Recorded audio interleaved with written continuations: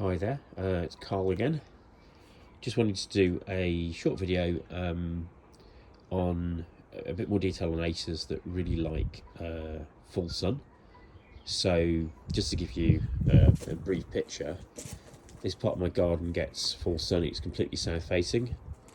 Around the corner here we have a section where the sun goes over the top of it, so it sets behind it.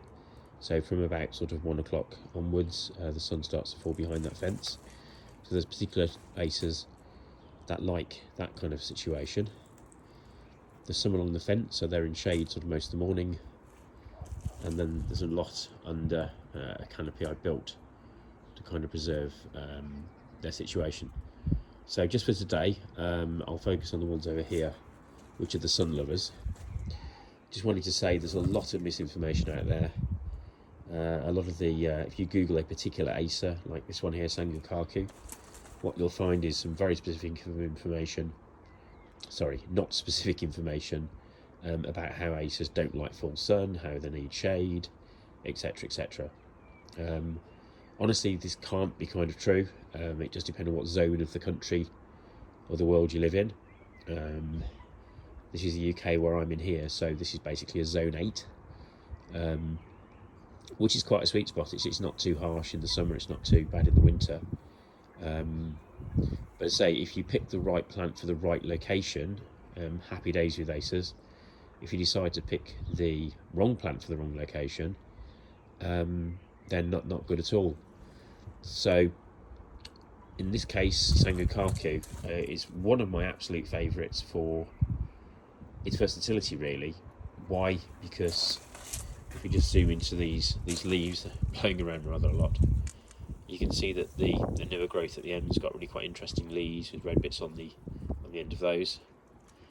The inner growth is sort of deeper green, and the classic Sangokaku feature is the fact that the bark is a lovely red colour, and in some trees that kind of melts away and disappears over time, but with Sangokaku it maintains it, and in the winter it actually gets a deeper red. So we just come down here and have a look at the base of the tree. We can see that it's slightly more red on one side possibly than the other, and that will be because that side over time has had more sun, so that will make it go lighter. But in the winter, when it gets cold again, away, as you can see, it's been less exposed to light, it will then get a really deep red colour, which is just lovely. So even when all the leaves have disappeared, you still have an interesting tree in shape and form to look at. As it stands, I think the pinky red just stands out really well against the green. Just a very nice tree. This is an absolute winner. It's reasonably easy to get hold of as well. It grows quite rapidly, so this tree is the same age as quite a few others I've got, but has done really well. And actually, as you can see, it's got quite a nice sort of growing sort of up and out habit, which is lovely. So does like full sun, no problem handling full sun in the UK climate, definitely.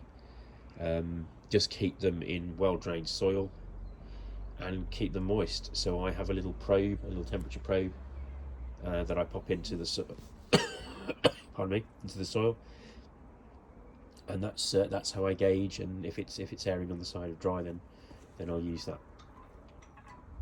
So next one here is a neighbour Shadara, which is not a palmatum leaf. That's an Acer palmatum.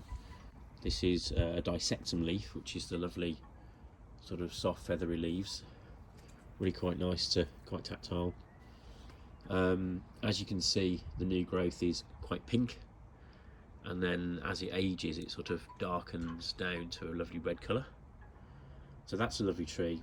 Absolutely love full sun. Again, in fact, if you don't give this tree full sun, what will happen, and I think I will be able to show you, is it will go green like that. So the inner parts of the tree, which have not got so much sunlight, produce more chlorophyll and go green. So if you want to maintain the lovely red colour, the sun is exactly the right place for it. And as you can see, there's quite a bit of new growth on there actually, which is lovely. and that will form a sort of nice weeping mound over time. But a Nabishadara, lovely tree, reasonably easy to get hold of, and definitely a sun lover. Here we have almost another unique tree. It's called Siriu, Acer dissectum Siriu. So easy to get hold of. This was bought from Aldi. It was one of their sort of specials, $11.99 or something, $10.99 I think. Siriu is another lacy leaf tree like this. However, it actually grows up into a sort of more traditional tree form. It's the only one that does this. So that will actually, over time, grow many feet tall, over a very long time though, and sort of tower above you with those nice lacy leaves. So I see these in Western Birch Arboretum. Absolutely gorgeous. Good fast grower. If it's in the ground, it would probably grow, well, it would grow even faster. So I don't mind having a pot, sort of like to keep it under control a little bit. But even though it's lace leaf, even though it's green, it's absolutely fine in full sun. So I suppose what I'm trying to say here is you can follow the sort of general information, but a lot of websites copy other websites and they just look up Acer and it says don't put it in full sun, it'll do it lots of harm. It's certainly definitely true. Well, it's definitely true in the case of many of them, but these ones are perfectly okay. Again, we've got Shishigashira here, the Japanese lion's mane tree. Again, I may have mentioned before, but these little clumps will turn into a sort of golden colour in the autumn, so reminiscent of the lion's mane. Again, as you can see, totally different to these two, very, very different. Very, very tight, compact leaves. Going in close there, you can see lots of sort of bends in the leaves, lots of variation, slightly red new growth stems, which darken up over time. There's bits missing on them. That's what it does. It's a crazy little tree, and again we can see some new growth, which is quite bright with that as well. So Shishigashira is a lovely, lovely tree. So again, how can you draw a general conclusion when that is different to this, which is different to that, which is different to those? So the essence of what I'm saying is, do the research, don't just go for the general advice. This one's called Twomby's Red Sentinel. This you would probably be told does well in direct sunlight, and it does. A lot of the red acers have got more sort of, again, a bit like in Nabishadara over here, because they're red, they do enjoy the sun more, but again, you can't generalise, some of them less so. Lovely little thing, grows in a crazy kind of column, and you can see even this one here, it's sort of growing lots of lovely, lovely vivid red growth. So going through their sort of second growth spurt now, really. It tends to have a growth spurt in the early spring, and again as you go more into the summer months, we're nearly nearly coming to the end of May now, so the year's getting on. But lovely compact habit, very vertical, great for the patio, full sun, not a problem. And finally you've got the tree you can get everywhere, the Atropopareum. I may have said before, it's really a very strong seedling.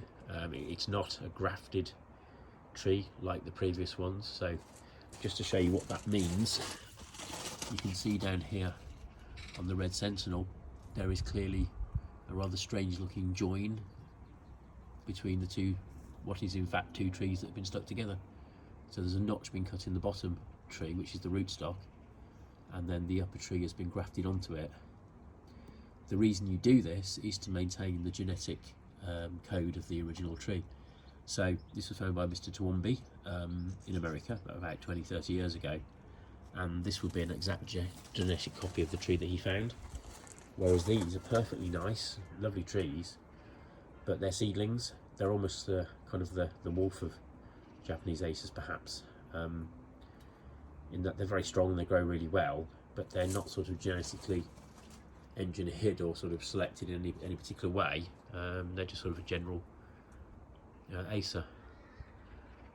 I'm no expert. I suspect that lots of these actually, it's rather sad really, but a lot of these probably become the bottom rootstock pieces on grafted trees. But if you do buy something from if you do buy a new tree, that's what it should look like. If you've got something that is grafted, you might be put off actually. It might look a bit sort of a bit strange, a bit sort of cannibalised, a bit odd. But no, that's exactly what it should look like. And actually, what you'd want to do is if there's any suckers come out from the tree at the bottom, then remove them. You get rid of them basically, because a bit like with roses, that's the original tree to grow through, and that's not what we want. We want the grafted tree there, because that's a younger tree. You can probably see that quite clearly. There's the graft point. So they use a nice strong rootstock and then put the secondary tree on top. Okay, hope that's informative. Something to watch out for if you're buying your acers.